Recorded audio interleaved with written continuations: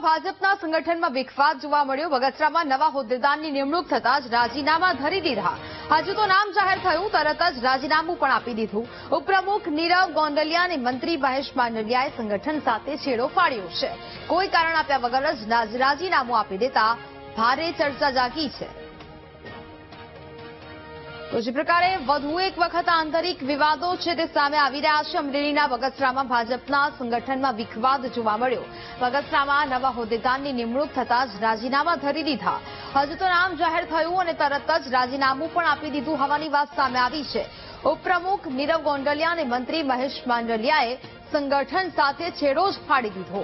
કોઈ પણ જાતનું કારણ પણ નથી આપવામાં આવ્યું। કોઈ કારણ આપ્યા વગર જ આ રાજીનામું આપી દેતા હવે અંદરો અંદર ચર્ચાઓ છે તે વ્યાપી છે।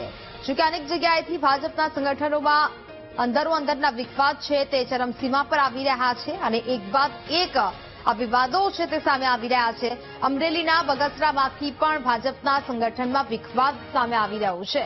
બગસરામાં પણ નવા હોદ્દેદારની નિમણૂક થતા આ વિવાદો છે તે વકર્યા છે।